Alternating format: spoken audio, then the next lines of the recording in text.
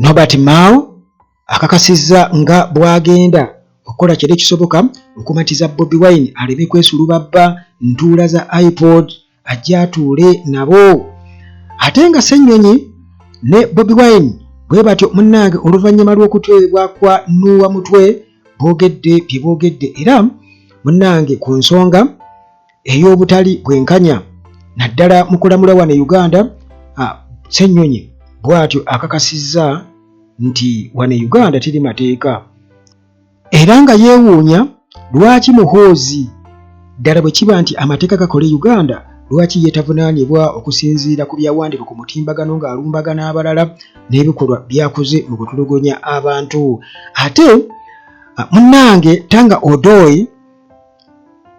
akubye omulanga eri bana NRM ti bannange muleke kuyuzaayuza mu kibiina oluvannyuma lw'obutali bumativu mu kamyufu akabaddewo mu NRM okwetoola eggwanga lyonna nti muleke kuyuzaayuza mu kibiina olw'obutali bumativu. Ate nga munnange waliwo minisita ye ategeezezza nti emisaala girina okubeera nga gikeculwako egy'aba MP kubanga eyo y'ensonga lwaki abantu betta olw'ebyobufuzi nga bonna balwana kufuna bifo olw'omusimbi omuyitirivu naddala mu paalamenti. Omwami Mutaaga ne mukyala Mutaaga kati abagenzi poliisi munnange weetuuse tugamba nti bamaze dde okubeera nga bakozesa akatambi k'eddoboozi okwa-identifyinga suspect mbu tebannaba kubeera bubeezi nga batubuulira ebisingawo awo newankubadde nga waliwo alabudde ku nsonga eyo ey'akatambi ako ye yakakubyemu ebituli. Kulamusizzaako gwe bwenna mpuliriza wano ku Uganda Talaaje nga bulijjo yeebaleko gyonna gy'otuusaako engalo nange njeebale. Kakati munnange tetugenda kulwawo nnyo. Norbert Mao munnange alafuubana kulaba nga Bobi Wine atuula mu iPod era alayidde ti ngenda kukola kyonna ekisoboka naye bo batunulizi bagamba nti jjukira omusibi gwa iPod uno ogubeewaanya teguva wano Uganda. Kakati gye guva balabika si beetegefu kubeera nga bongeramu omusimbi oluvannyuma lwa bo bennyini ate okubiteekamu ebyobufuzi. Jeno Museveni ayagala akozese omukisa ogwo asobole okufukamiza ab'oludda oluvuganya balina okubeera okutuula wali bamufukaamirire. Kakati nuupa okugaana okugendayo ate kirina engeri kibakosaamu kubanga ate yo ewulirwa nnyo okusinziira ku kunnyonnyola omusimbi guno gukola ki. Mulaba ndowooza baagala kubeera nga ate munnange batufukamiza olw'okuba omusimbi kano omusimbi gwafuuka gwa Museveni bwe kubeera mu iPod bagamba gwa Museveni yabawa kumbe ne Museveni naye afuna kwezo. Ekibiina kya NRM kifuna kwezo eziva mu nsi z'abazungu teziva wano Uganda kati ne baguteekamu ebyobufuzi. Kakati munnange Norbert Mao abatunuulizi bagamba nti y'ensonga lwaki afaayo nnyo era alayidde okumatiza Bobi Wine ajje atuule mu iPod. Kati munnange Justice and Constitutional Affairs Minister Norbert Mao bw'ati munnange nga bwe nkutegeeza nti alayidde okubeera nga apaswedinga National Unity Platforms President Robert Kyagulanyi Ssentamu okubeera nga munnange yeeyungako Interparty Organization for Dialogue iPod Interparty Organization for Dialogue mbu alina okugibeeramu. Afaaki kubanga bwe kiba nti nupu tezze kitegeeza tegenda kufuna ssente DP etudde omusimbi n'egufuna. Ate bo bafaaki naye kakati awo we tuyungira ku sitoori eri nti bano bagamba teri alumirwa talina kigendererwa anti omusimbi muganda wange newankubadde wano bataddewo amateeka bano tebajja zikombako kuba tebazze. Bano baateekawo obukwakkulizo nti balina okubeera nga batuula mu iPod nga Museveni amaze okuta ba political prisoners bonna abantu bonna abakwatibwa olw'ebyobufuzi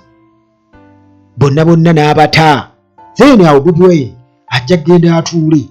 naye watali ekyo talina waatuula. Jjukira nti ensonga eyo ate era eriko obujulizi kubanga ate CDF ye kennyini ye kabwejumbira n'ebifaananyi akuba n'ateekako mutimbagano. Kakati ne walabika nti nno ebyo byonna bye boogerako bano biwulirwa. Kakati essente zivaawa gye ziva muganda wange nabo bali bagamba nti naffe tetujja kuzibawa. Kakati munnange bw'atyo Mao nga ye president wa Democratic Party yategeeza n'agamba nti iPod mbu teri kugabana bugabanye ssente kubanga kye kifaananyi kye batulaga era kye bakulembeza Nuupu ebadde sharinga efunye obuwumbi 20 tebabalimba babadde bafunanga ssente empitirivu nnyo bagamba tebagala ssente za Museveni naye bajjamu iPod baziba abazirya kakati ne bazizira era ne bagamba conditions zemutaddewo tetugenda zigenderako kakati mwerire ssente zammwe munnange kasente bayinza kuba bali akasembayo oba n'okubanga tekannaba kujja nga kabadde kalina kujja ke babalirako okubeera nga bagabana ennaku ezo kwe bagamba kabagenda okubeera nga bagabana bakagabana ekyenkanyi basobole okugenda kabayambeko mu campaign 2025-2026 ko kanajja kubanga kalabika kaliko condition ate enzibu ennyo ey'okubeera nti nno bwe baba nga tebakkiriza bano bye basaba kitegeeza tekagenda kujja kubanga balina okuwulira enjuyi zonna lwaki temutudde mu iPod olw'ensonga bweti ne bweti lwaki mumwagala bano bajje mu iPod kati ye mawagamba nti iPod teriwo kugabana bugabanye ssente naye mbu eriwo kubeera nga ekolanga entabiro y'ebibiina by'ebyobufuzi byonna wano mu Uganda era mwe batuulira bonna ne boogerezeganya ebibiina ne byogerezeganya naye jjukira nti iPod olwedda akasente kaayo bano bakeyagaliramu nnyo era nga bategeeza nga Nuupu bwerina okujja ate banaakola batya balina okufuna ssente tebasobola kubeerawo nga tebazifunye munnange mawe atugamba nti ebibiina 5 sofa ebyakakkiriza okubeera nti munnange bituula mu iPod era mu legal framework empya kubajjukira nti amateeka bagakyusa kati ebibiina 5 mu legal framework empya ebikkiriza okubeera nga bituula mu iPod kakati n'agamba naye mbu nze nkyeraliikiriddeko Nuupu mbu bweba esigadde ekyesulubabba iPod mbu mawe yalumirirwa Nuupu mbu yeraliikiridde nnyo atakaze nti kanajja kakati nti kino kikiri ku kulya buli ssente za Museveni nga bwe bagamba kino tekikwatagana kulya ssente za Museveni naye ate bwe bakistatinga bo mbu iPod teri ku kyakulya buli ssente za Museveni kakati annyonnyola agamba nti ekigendero ekikulu ekya iPod mu kubeera nga bateekawo peaceful transfer platform mbu ebibiina byonna kwe bisobola okubeera nga munaye bisinzira okuwanyisiganya endowooza ne boogerezeganya ne bafuna common ground naye jjukira nti General Museveni wali yaaba omunene era yabaagaba yalagira yabeera agabira abalala kumbe naye alina tuula butuuzi wali kubanga just azenga chairman wa kibiina naye bano yalina tuula eno mu maaso bali bonna ne batuula eri nga amaaso bagegese ye tasobola tuulako wali n'asalako ne banyumya ku round table ate yajja ssaawa zaayagala ebiseera ebisinga obungi kati ye Mao agamba nti obumu n'enkwatagana entegeeragana wakati w'ebibiina by'ebyobufuzi mbu kye kisobola okuzimba emirembe egy'olubeerera mu Uganda mbu era mbu ye akimanyi bulungi nnyo era alina essuubi nti Nuupu egenda munaye ku reconsideringa ejja kwekuba mu mutima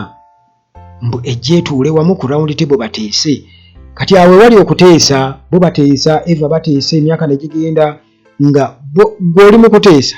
naye already muhoozi project eri awo ne Ruhamya project naye yiyi ensonga muteesa ki kubanga gwe muteesa naye ye already yamala dde okukola pulaani ye kakati olwo nti iPod yakubeerawo wansi wa muhoozi wansi waabo bali bonna baruhamya myaka 2 muteesa ki kakati bw'ati atukakasizza nti agenda kuba atuukirira Bobi Wine mbu bateese ali consideringe kwegamba yekube mu mutima ayingire iPod era n'agamba nti ekyo oba okuteesaganya oba okugerezeganya si bunafu nabutaba namaanyi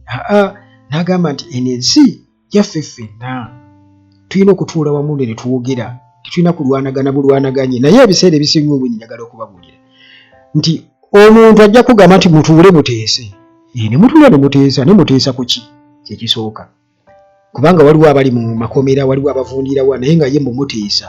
kati ya abasize yamanyi nti bannayuganda babuyabuya batudde mu iPod balinze bulinzi kasente akasente kayite akasente kagenda kuyita, akasente kayite bwe bityo. Naye ate ekisinga okuneewunyiza nti Nuupu si ye yokka etagenda mu iPod. Naba ne SVDC teyagenda, yenna Janankulu. Lwaki yo Mao tagirumirirwa? Simply because nti already eddoboozi lya Nuupu mu nsi yonna liwulirwa, era akasuwa ka iPod kavaawa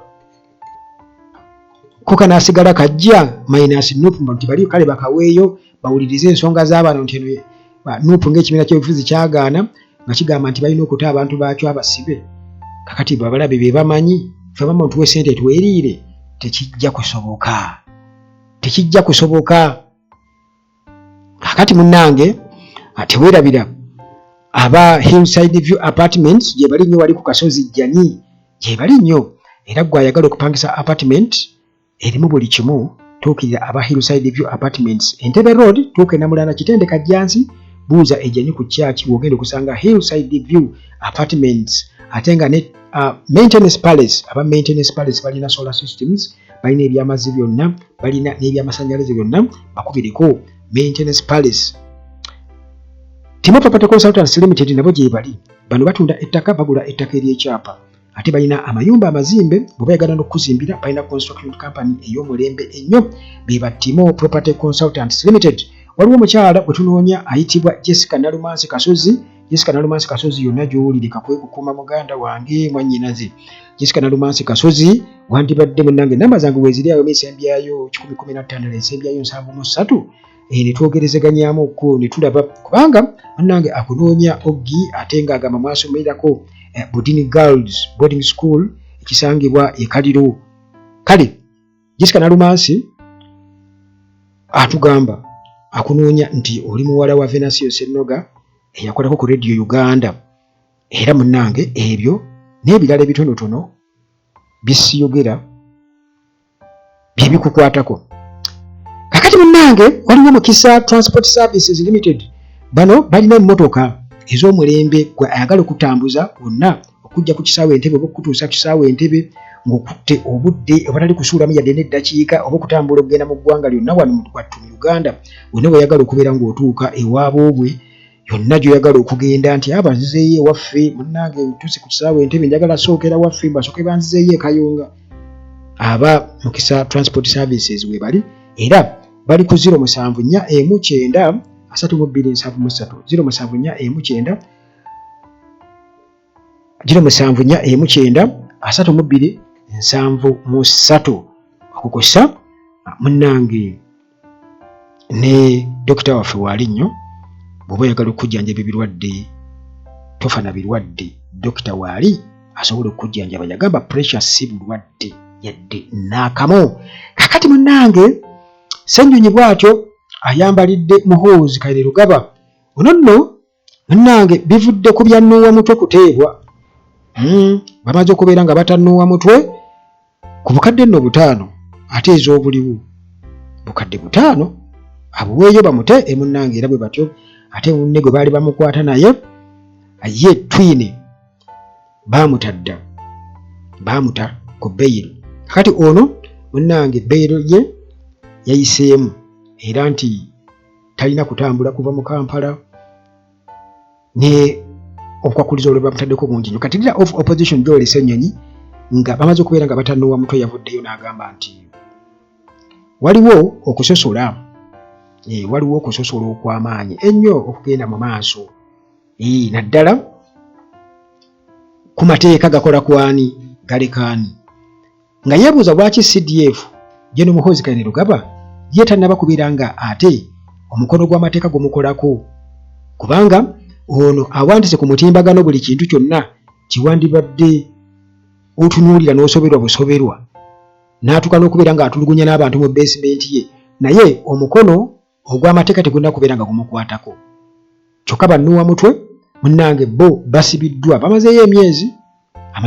mu kkomera era munnange okukakana bamuwadde bbeeyi nkugambe ku bukadde 5. Kale nti amateeka gaakola ku Nuuwa Mutwe n'abalala, Ssennyonyi yeebuuza lwaki tegakola ku ba government allies abalala abayitiridde okumenya amateeka n'obwannantagambwako bwe boolesa nti lwaki Muhoozi ye tebamuyita mu kkooti. Ssenyonyi bw'atyo bw'abuuzizza. Era munnange kubanga agamba nti obubaka bwa Muhoozi bwe butyo buleetedde abantu okwogera ebintu kwegamba biba oba okwewuunya munneewuunya nga beebuuza ddala ono ye yaani atagambwako. Kakati munnange ebyo nga biri awo oba tukimanyi bulungi nnyo nti ba-associates b'ekibiina ekya NRM bo balina immunity. Era Ssenyonyi agamba nti kino kiraga munnange bias n'obukyayi kwegamba mu ngeri gye bakwasaganyamu amateeka. Justice system efuuse ddala eya bias ate nga eri selective nnyo mu justice. Kakati n'owamuto yateereddwa nga bwe nkutegeezezza era bangi bakyogeddeko. Bobi Wine naye kennyini yayogedde be yayogedde naye nga tetunnaba kubeera nga tugenda ku Bobi Wine nti okutulugunya abantu kati nga Muhoozi kwakola eyeewaana kwegamba n'abantu abamu nga bwe boogera ku famire ye avaayo n'ayombeera ddala n'abasuubiza n'okubatta. Kwegamba kikuleetera okubeera nga omanya nti ddala mu butuufu buli muntu yenna yandyagadde famire ye ebenga ekula erina ekitiibwa era bonna nga balamu basobole okubeera nga baba n'enkulaakulana. So si nti taata baamutta, taata baamusiba, baamukwata gwa butujju. Nalabye muwala wa Museveni bamuyita ni Diana eyakyawagana n'omwami gye buvuddeko emabegako eyo. Bakyawagana n'omwami naye amawulire nga galaga nti already kati bwe tuli essaawa eno ate alina gwapepeya naye ex-husband we Kamuntu mujjukira temunnange bwe batyo bakyawagana. Kati Diana bw'atyo n'atandika obulamu bwe ye kennyini yajja mu mawulire n'ayogera era n'atunyonnyola lwaki omusajja Kamuntu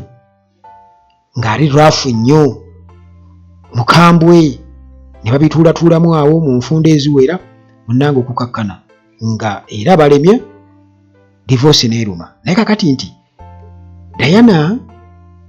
bw'atyo muganda wange alina mbu UPDF genero mu UPDF gwapepe naye yamututte ewa kitawe ne nnyina n'abanjulayo. Museveni ne yeekanga kumbe bulijjo gwe bagira naye nga munnange bwe kiri surprise aneno bbanga kozi bo tebalina buko aneno bbanga bulijjo bazike kumbe yani mama jene teyindoza abadde amanyi. Naye kati ekyo kyonna nga wembi kubuulidde awo byonna olaba essanyu lyabwe mu famire nti kyewuunyisa okuba nti ate Muhoozi y'omu atayagala kwogera ku famire ye. Abantu bangi bafuuse bamulekwa bannamwandu ku biragiro bya Muhoozi oyo gwe mulaba. Ku bantu ababuziddwawo n'abatulugunyiziddwa ate ekyo nga naye kennyini yakyewaako obujulizi nti gwe tunuulira essanyu lye balina eno nabo tebaagala mwana waabwe waakiri abeeraawo alina okunoonyaayo omwagalwa era ne bamuteekamu ekitiibwa era beefaako nnyo naye tebafa ku bantu ate babafudde oba olyawo ekyo ebitiibwa bibakulembeza nsima first son first ki ate weewuunye tebasobola kubeera nga bafa ku bantu oba olyawo ababaleetera ebitiibwa okubanga weebiri. Kale munnange bw'atyo ne Bobi Wine naye yabadde ayogera ku kuteebwa kwa Noah Mutwe era yayogedde bingi bye yayogedde okusinziira ku ebyo ebiriwo. Bobi Wine yagamba nti embeera eno erimu ebintu bingi nnyo kubanga Noah ayimiriddewo ebbanga lyonna kwegamba okukwatibwa kwe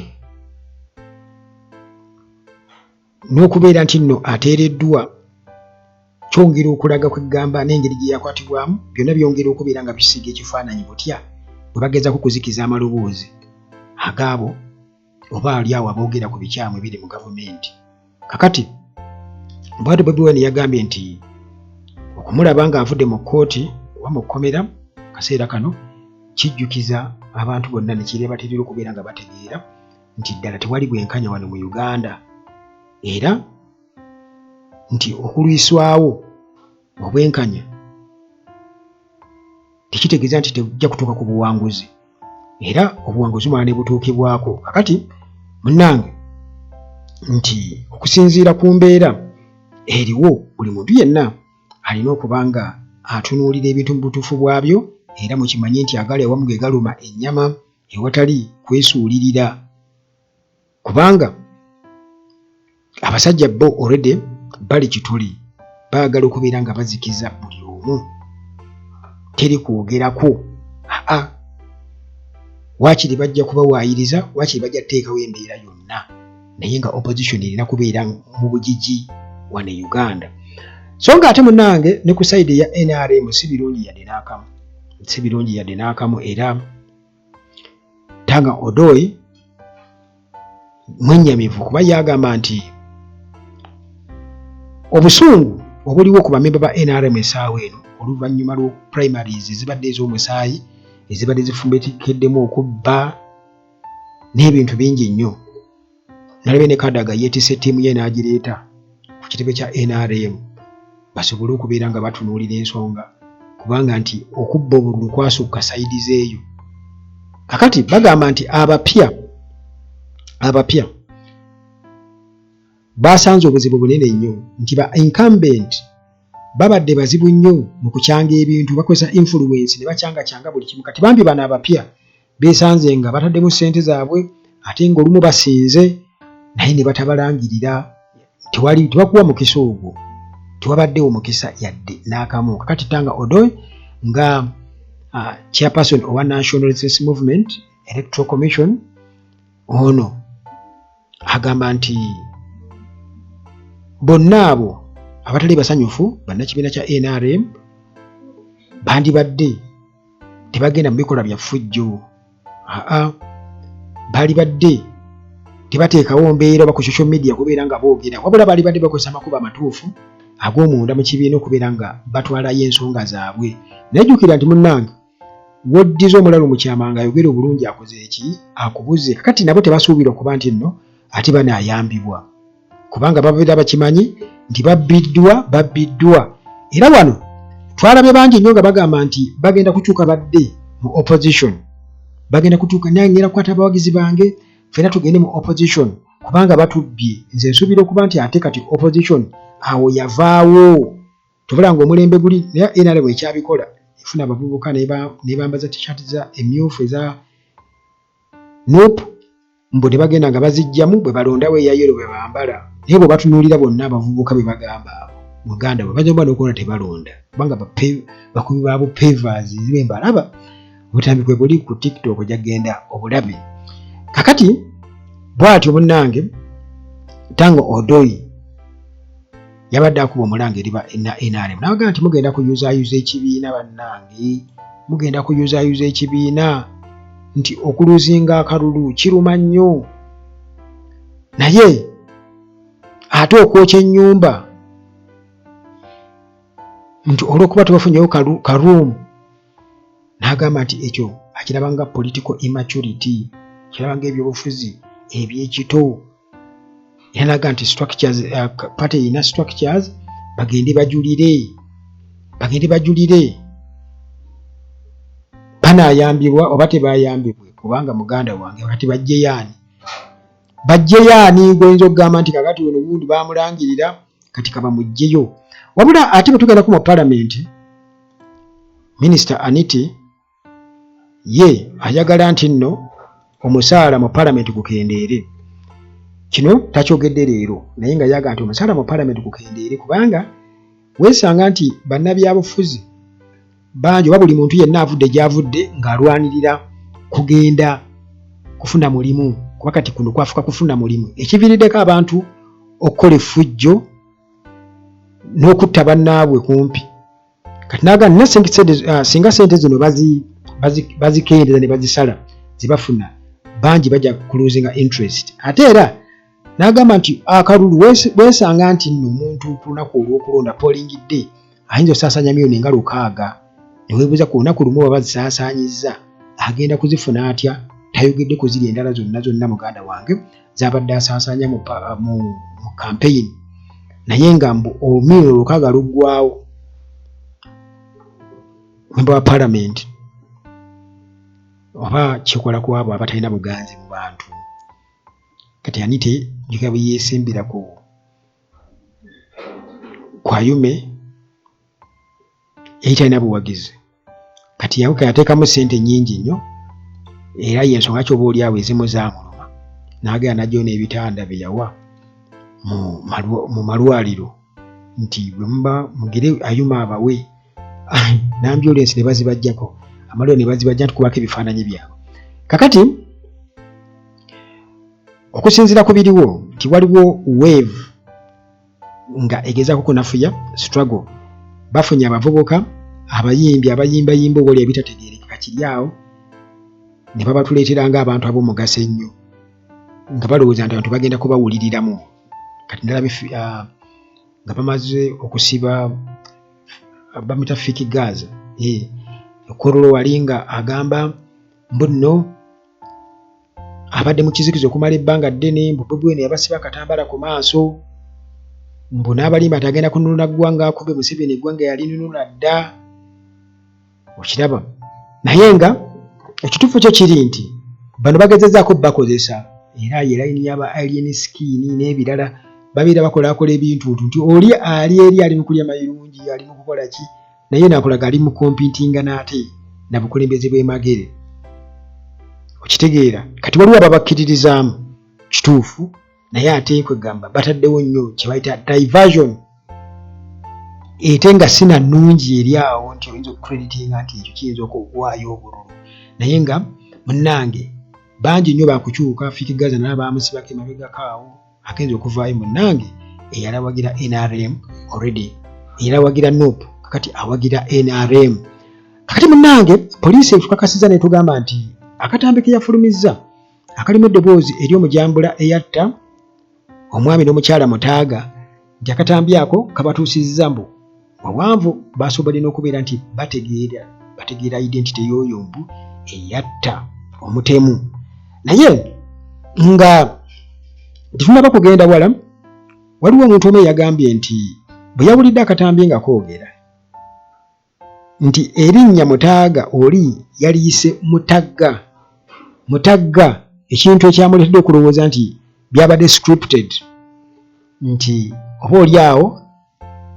eyasse oba eyatta bamutaaga yali ayagala era naye creating out diversion nti ayagala creating out diversion oba oli awo n'akula akaloboozi eddoboozi eryo eriraga nti ddala amumanyi family member naye bano already poliisi batugamba okusinziira ku nsonga nti balina family member bwe basonzeemu olunwe mbuwaali naye tetunaba kubeera nga naye nga tumanya anti munnange naffe tuwulira byogere nga ndigala byanyanzi kakati munnange still ku nsonga y'emitima okuva mu bantu mu bifuba ne gidda mu nsawo waliwo gwe baadde batutegeezezza kugenda kuwadde kuwa ne ggulirye nga yabadde yatemyeko munne omutwe babadde bakola ku faamu emi nakasongole eyo nanga kati yategambye poliisi nti yabadde agutwala wano mu Kampala yabadde agutwala wa Kampala mu Kisenyaawo ng'ewali omugaga agenda omuwaamu ssente era nga byonna munnange bikolwa bya kirogo birimuko juuju atwala mu ssabo naye nga already munnange bamaze dde okubeera nga bamugombamu obwala n'ayogera n'ensonga lwaki yatemyeko munne omutwe kale munnange sigenda kusukkawo nnyo wano gyebaleko gyonna nange njebale era Mukama Katonda akusobozesa okukola n'emirala akuume